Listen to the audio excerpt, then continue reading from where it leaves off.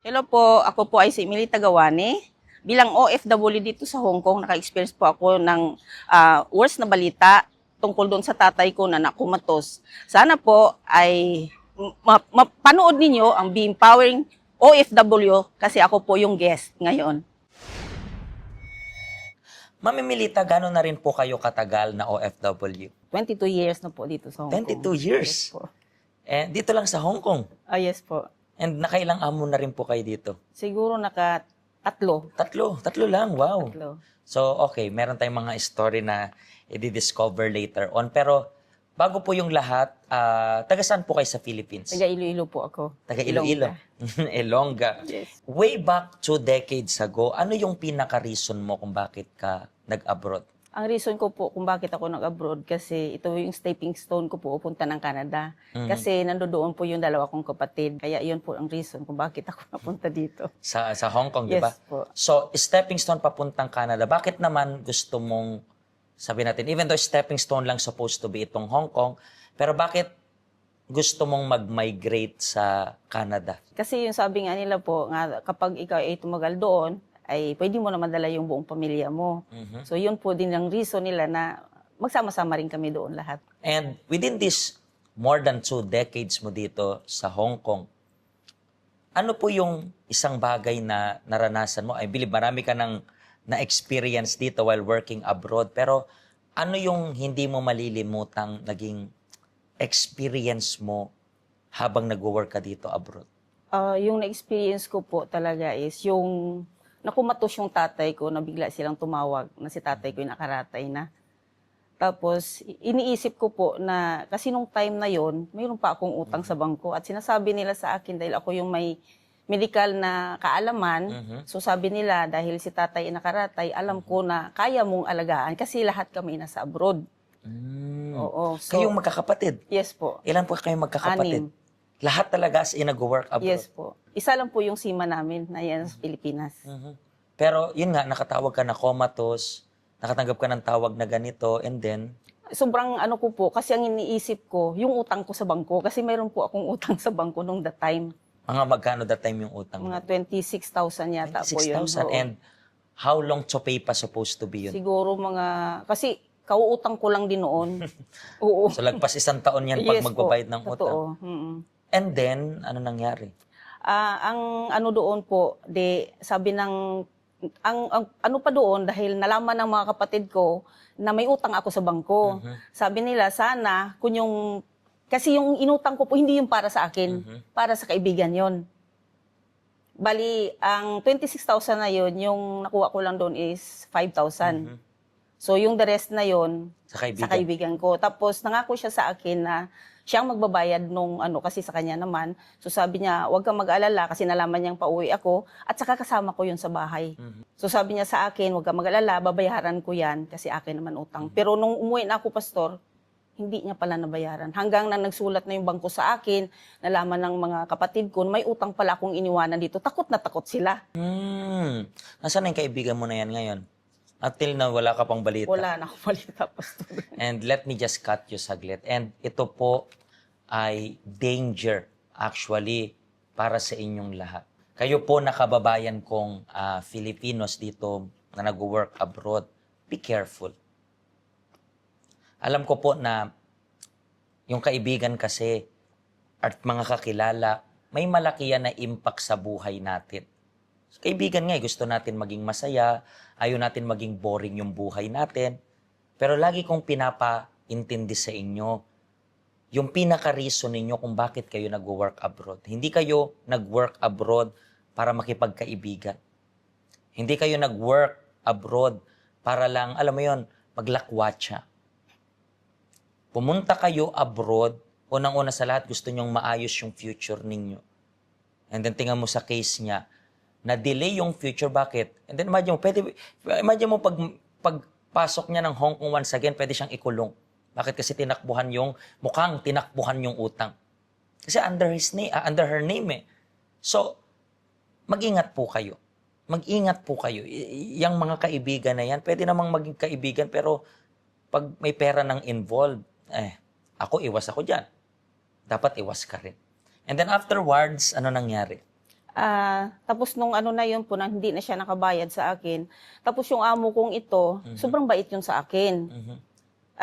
Ang So yung tiwala, bumalik ka sa Pinas, nag-work ka pa rin sa kanila or yes po, oo. parang bumalik ka lang to check yung Hindi tate? po ako bumalik, kundi nabalataan niya na hindi na ako babalik. Okay. Ngayon, ang tiwala niya sa akin, sobrang Laki. laki talaga kasi kumbaga na-interest na yung anak sa akin, nakuha niya na yung loob ko, nakuha naman ng bata ang loob, at saka siya rin mismo, nakita niya kung paano ko alagaan yung anak niya.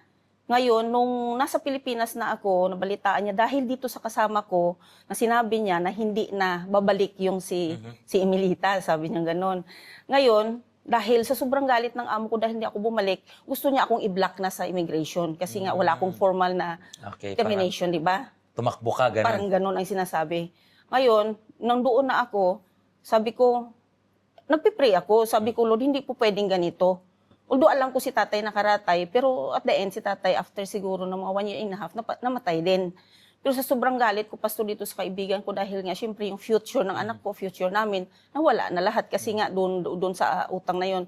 Tapos, nung namatay na si tatay, nag-message yung kasama, hindi kasama ko, na sabi niya, inaawa si amo sa iyo, sabi niya. Pero siya yung nag-traidor sa akin kasi siya yung pinto kay amo. Tapos sabi niya, ay, naawa si amo sa iyo, sabi niya, gusto kanyang ibalik. Pero nakasulat na si amo sa akin. Sabi niya, kapag hindi ka nag-reply, sabi niya, ibablock na kita talaga. Sabi niya ganun. Tapos sabi ko, Panginoon, huwag mo akong hayaan ng ganitong magiging sitwasyon ko. Sabi ko, Lord, tulungan mo ako makabalik kasi gusto kong ipaliwanag sa amo ko kung ano ang nangyayari. Alam po, pasalamat ako talaga dahil pinakinggan ako ng Panginoon. Bumalik ako sa Kanya pa rin.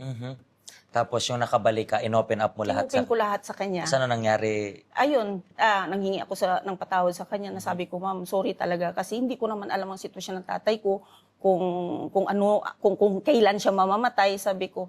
So sabi ko, alam ko may mali ako, sabi ko. So pasensyahin mo ako, patawarin mo ako. Pero inilagay niya ako sa nanay niya, hindi na doon sa Kanya. Okay. Yun ang nangyari po. And tumagal ka dyan sa kanya. Naka-finish contract ako ng 2 years sa Kanya. And then afterwards, naganap After ka na. naghanap ako ng amo ulit. Pero by total, ilang years ka rin? 22 talaga po. Hindi, sa case niya. Sa case ng amo na yun. Sa case niya. Mga 2 kontrata lang sana. Pero naka 3 years lang ako sa Kanya. So ganun lang. Parang starting ng... Then ito ngayon, Ito naman po sa ngayon ako nasa 12 years. ang Dito sa tagal dating na. amo. Itong Oo. current mong amo. Yes po. And gano'n ka na po katagal dito sa Help Center? 13 years 13 years rin.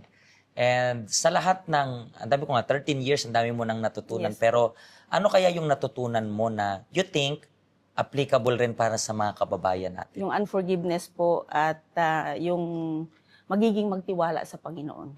Yan lang po ang masasabi. Bakit unforgiveness? Bakit hindi pagpapatawad yung para sa'yo problema para sa kanila? Kasi, di ba, po yung forgiveness, kasi kapag hindi tayo nagpatawad, hindi maging malinis yung ating puso. At lagi mong dala-dala yun ang mabigat sa puso mo. Kasi ang hirap rin patawarin ng po. kaibigan na to. So, lalo na siyempre yung pera na inutang. Yeah, Yung hindi lang future pera, mo. but bukod sa pinaka-pera dyan is yung pangalan mo. Yes po. Di ba parang imagine mo yun, nadungisan yung pangalan mo dahil sa, hindi mo naman ginawa, ikaw pa nagmalasakit. Yes po. And then, so, yan po ay matututunan nyo actually sa Help Center natin. Meron kaming mga financial seminars dito. Madalas, 3:00 yun ng hapon, ng Sabado at Linggo. Pinag-uusapan natin ito kasi alam niyo po kung ano na-realize ko? Hindi naman nagbago yung problema, nagbago lang mukha ng may daladalang problema na yan. So mag-ingat po kayo. Sana po yung kanyang story ay naka-inspire sa inyo nasaan man po kayo. And then, kung natulungan rin po kayo ng program na ito, please, i-share nyo po yung program na ito para sa lahat. Maraming salamat po at pagpalain po kayo ng Diyos.